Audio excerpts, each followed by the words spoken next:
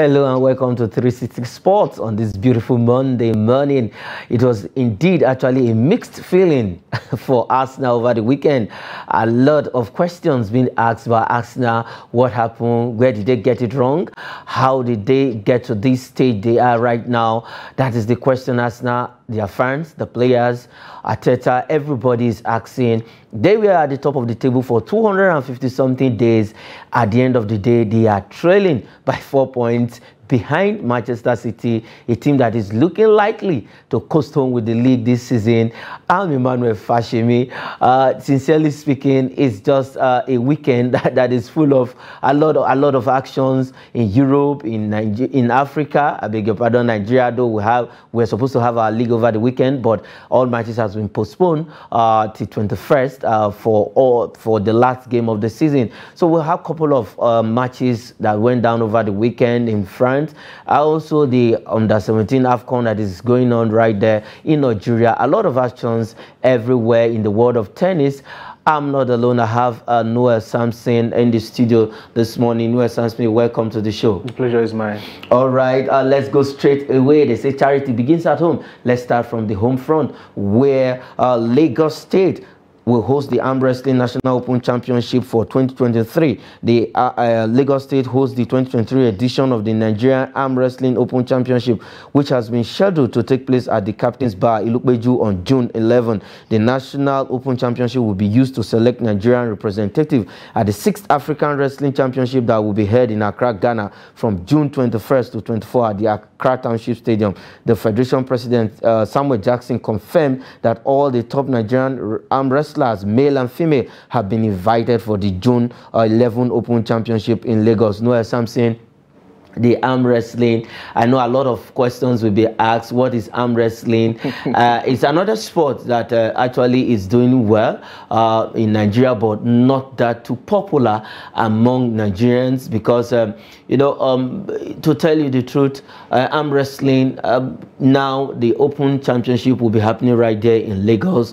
What are your thoughts about the Open Championship? It's a very good one because I know we did all this when we were quite kids and probably in primary school, and when we got to just 1, just 2, just 3, we did all this kind of arm wrestling in the class. Maybe when you have free period, you just try to do that, but we never knew then that it's going to be something that's going to be quite big as this. Although I've watched a couple of movies where it's about arm wrestling, but the sport, not even though in Nigeria, I think worldwide it's not yet popularized like that of wrestling and other sports. But it's a very good one because it's another way of, to me in Nigeria, it's another way of employment. If sponsorship can be given to the competition, apart from them going for the competition in Ghana, if you can also have the competition in Nigeria, you can have like a kind of federation. This is a federation that they have a federation. Now, if you have a kind of a competition that you have, a competition within themselves, okay, from different states, from Nigeria, from Oyo, from Kogi, to come and compete like you have in that of wrestling and in boxing, I think it's going to be a good one for us. All right, we also have Precious Jonah, who will be joining us on the Zoom on the program this morning. But no essence before I go to Precious. If you look at it, it's not a popular sport like you mentioned. Now, arm wrestling, I think over the weekend, I saw a clip where slap has now become a sport. They slap each other. You know, we slap for fun here, and probably maybe when we're having some kind of scuffle with somebody. But now, it has been translated and transformed into sport, slap. Now, the arm wrestling competition, the last edition that was held in Lagos, Nigeria actually won. Now, how can we take this sport to the grassroots? Yeah, it has to start from secondary school as been, because football and others, basketball, they all started from secondary school. It has to start from that level. Then you popularize the sport. At least you have like channels that show the sport, show how they do the arm wrestling. Then you make adverts that brings positive outcome about the sport. You know, the arm wrestling is quite a little bit dangerous because if you're not strong enough, you might displacate your elbow during the process. So you don't really show the bad aspect of it, but also show the good aspect of the sport. So that's a way I think we can develop from the grassroots, and you popularize it. Then more sponsors, as I mentioned earlier, sponsors, people that can sponsor the program. Okay, we're having an arm wrestling competition now if you win, you're going to have 2 million naira. I know it's going to have people let people have more zeal, because you cannot have more participation. God bless you, because you cannot have that zeal. I cannot be doing something I like doing when I'm not getting paid for it. Okay. It doesn't work like that. It doesn't work like that. Let's join Precious Jonah right now. Precious, the Arm Wrestling Open Championship will be happening in Lagos. As you've heard, as it stands right now, do you think we have what it takes? Because the last edition, the 11th edition, we were actually champions at the African arm wrestling competition. Now we are preparing for the 12th edition that will be happening in Ghana. Do you think we have what it takes to defend our title in Ghana, Precious? Yes, we have what it takes to win anything when it comes to arm wrestling. All these Nigeria, remember Nigeria, we have all the Agberos, you know, the Jimas. So let's go and get those guys. Let's get those guys. They are all over Lagos. They are there. Abuja, they are there. Let's get them together. These men with more Zeus, them train them. We'll go there and defeat the whole African. We have all it takes to win everything we want to win. When it comes to this arm wrestling, able bodies everywhere. Abba. Even you, I believe you also can participate. Now, everybody's everywhere, and the president has said after this event, they will actually use the African Arm Wrestling Championship to select athletes that will be representing Africa and Nigeria at the World Arm Wrestling Championship that will be happening in Saudi Arabia come later this year. That should be in October. And quickly, let's move away from the arm wrestling story and head straight to MPFL, where we have a rescheduled match day 12 between Rivers United and Sunshine Stars. Precious Jonah, Rivers United have 27 points. They are second behind Lobby Stars, who's on 30 points, and Sunshine Stars have 24 points, and they are on the 5th position. Probably, if they get a win, they can topple Rivers United from that second position. Now, how do you see the fixture between Rivers United and Sunshine Stars today in the rescheduled match day 12? Okay, you know, it's a football. Anything can happen. But if I'm to judge by the form and everything, Rivers United will win this one because they need it more than Sunshine. Yes, they will win this one. I'm beating my chest for them. They will win this one. You are so sure that they will win it? No, as I'm saying, Rivers United right now, if they win this match, fine, they will be at the top of the table with quite a lot of goal margin between them and Lobby Stars. Lobby Stars is on 30 points. After this game, they still have one game in hand. Now, because of their continental engagement, though, that is why this game is actually coming up. And Sunshine Stars also want to qualify for the Super 6 playoff that will be happening later after the round of matches on the 21st of May. Now, now Rivers United will be at home. Do they actually have what it takes to defeat Rivers United at Daminskia Stadium in Port Harcourt? It's going to be a very tough match because Rivers United should be careful. They are at that level, but Sunshine are trying to just get themselves to another level, so they have to be very careful. You know, they say you just have to be careful with those coming from the corner. It's easy for you to drag you down, not for you putting someone up. So you should be very careful. It's going to. I give it to Sunshine because they want to qualify for the Super 6, so they want to give everything they have. And you cannot, because of the continental competitions Rivers actually having now, they might not be having much focus on that. They might want to play much of the continental matches, but I believe Sunshine is going to do better. Sunshine is going to do better. Now, if you look at the chances of Rivers United, first they need to qualify for the Super 6. Now, do they have what it takes to defend the title they won last season? Yeah, they have what it takes, because if they don't have what it takes, they won't win the competition last season. But they have to be very careful. That's because if we have this analogy. They say when you're at the top, everybody wants to get there to meet you. So you at the top, you have to have different strategies to make sure that those coming to meet you, you try to not them meet you, or you try to dispatch them from coming close to you.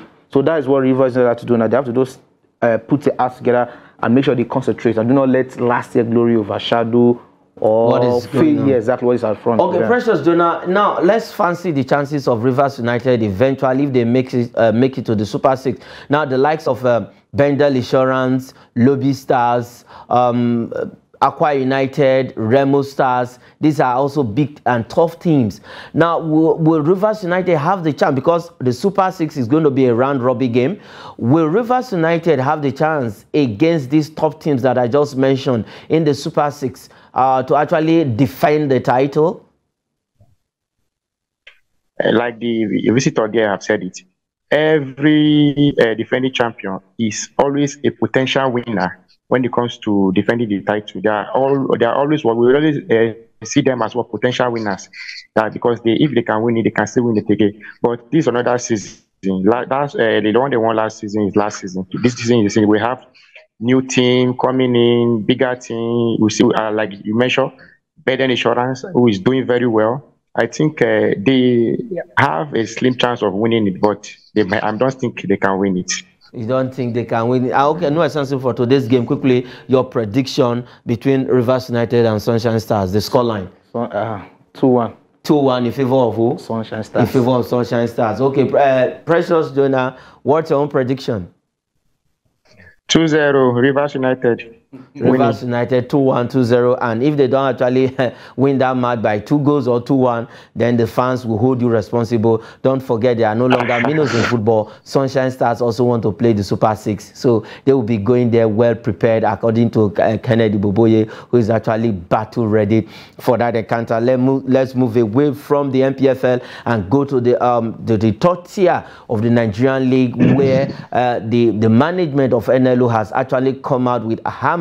They have come out with sanction on the 2 clubs, Abu Workers FC and Ambassador FC, over match fixing. The ABU Workers FC and Ambassador FC have fixed sanctions from the NLO organizers, where they have been fined, and then the players and players of both teams has been banned because of match fixing. Let's have that section. Let's have that right up quickly. The Nationwide League One has handed a 2-year ban on players and officials of ABU Workers Football Club and Ambassador FC, and also fined 500,000 naira each for their involvement in match fixing. The NLO, through its secretariat in Abuja, said it opened a disciplinary proceeding on the Kaduna-based sites after allegations of match fixing were reported. According to the match official report, ABU Workers FC 8-0 winning over Ambassador FC raised suspicion over match manipulation. Efforts of match coordinator to stop the mischief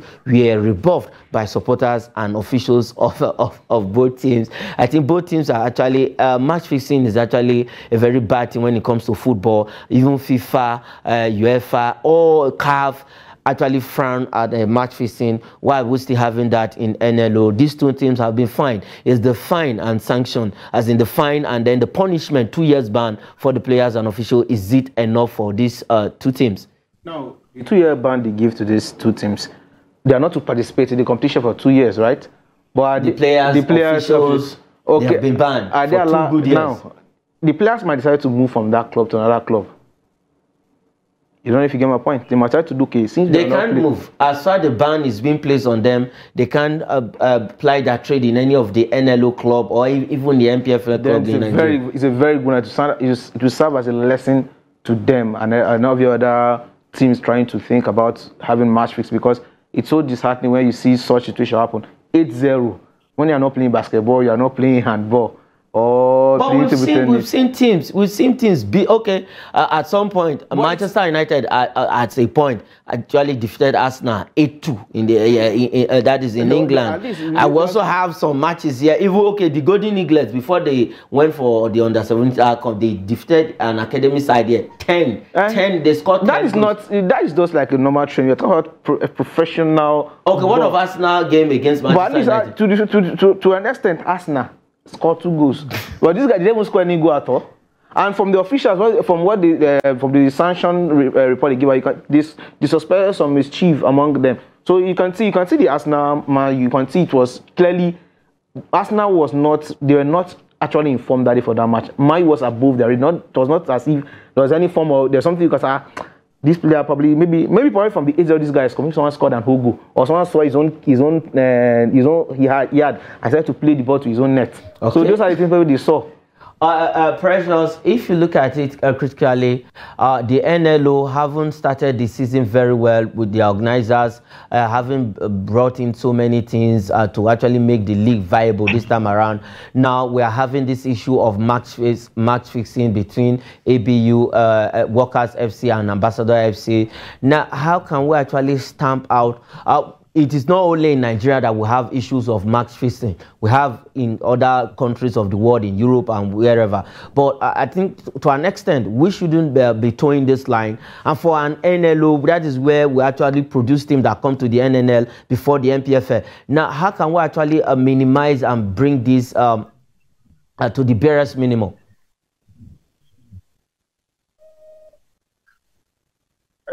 Okay, can you hear me?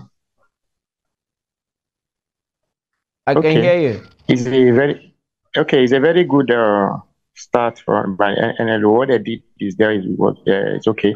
The sanction 2-year ban 500,000. I think as for me, or the 500,000 is too small because that's just is a chicken change to me. Okay. They should have made it maybe ₦1 million or 1.5. So that other, like the visitor said, your guest there said, so that other clubs will learn from this.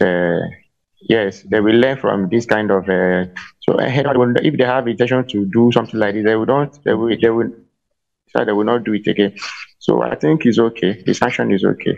The sanction is okay. I want to actually beg all the clubs in the MPFA, NNL, NLO, NWFA, and what have you, that we don't want match fixing because it's not good, it's not healthy for our league, it's not healthy for the development of our football. And for the management of NLO, they actually tried by actually meting out this sanction.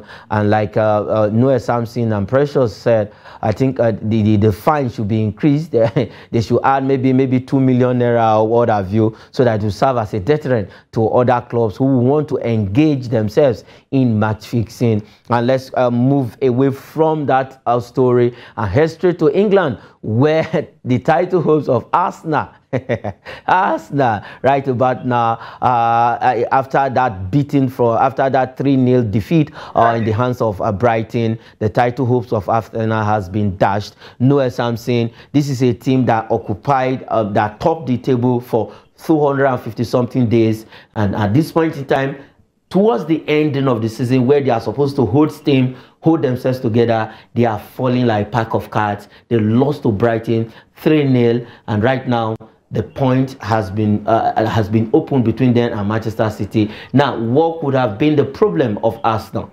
I really don't know what the problem of Arsenal is. Apparently, since the William Saliba went on injury, I think the defense line of Arsenal has been really shaky. And yesterday I was angry because I watched the first half before I went out to do something else. And when I checked online to see the score and I saw this, I was really angry that why? What's happening? I've never felt so passionate about Arsenal before. If not for you are leading, you are the top of, you are just about getting to the promised land. To the promised land. You are now becoming Moses to do what? What are you doing there? So it's quite annoying. I don't know what the problem is, but I don't think I think the Arsenal team has lacked that in depth.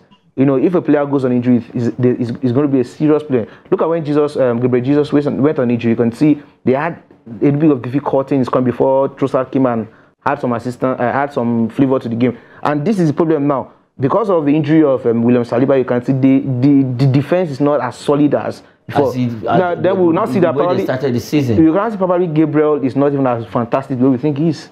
Okay, Precious, where do you think actually Arsenal got it wrong? Because first they drew 3 games back to back.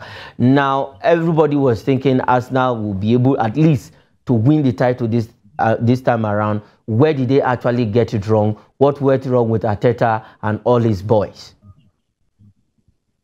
Okay, let me start by saying that the first problem they had was Arsenal is a team. Now let me use this scenario. Arsenal is a team that is traveling, with a car now, traveling from Abuja to Lagos, and they have just 1 liter of fuel in their vehicle. And somebody who is behind them has a 50 liter Rasta. So on the way now, their fuel got finished. So that's That's just the scenario. The major problem I see there is not just the injury to Saliba or whatever. The major problem is the coach, Arteta himself now.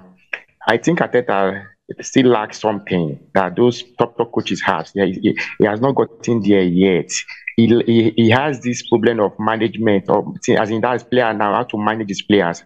Okay. Injury to Saliba, anybody can come in as a team and fit him. It's not just Saliba. The problem now, is it Saliba that, how can you be leading 2-0, you drop? Is it Saliba? That's not Saliba. Is it just, you are winning the match before you know no. The problem is, I think it's the coach. He lacks something and he needs to fix that. If not, to win Premier League, this be very tough for him. It's going to be a tall order. Okay, let's quickly have the table. Let's see how it stands after that defeat to Brighton. Let's see how the table looks like right now. Because Arsenal is trailing Manchester City by 4 points. They are on 81 points, while Manchester City is on 84 points.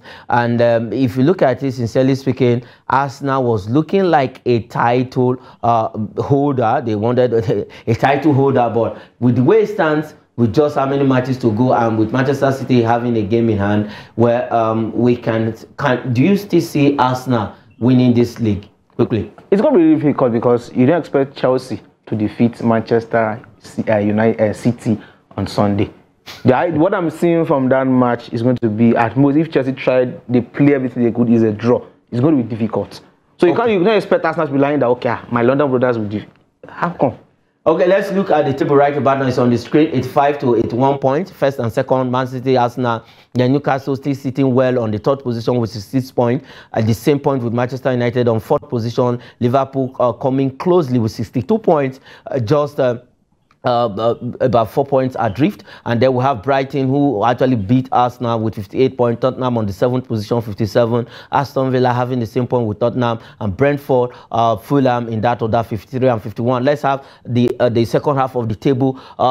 Precious Jonah, we have our own Nigerians in Sata team. Sata team have been confirmed relegated after the loss to Fulham 2-0 over the weekend. Now, let me just ask you this straight up. What do you think will happen to Paul Onuachu and Joe Aribo in Saturday? Should they remain and play in the championship, or they should find their way out of that club?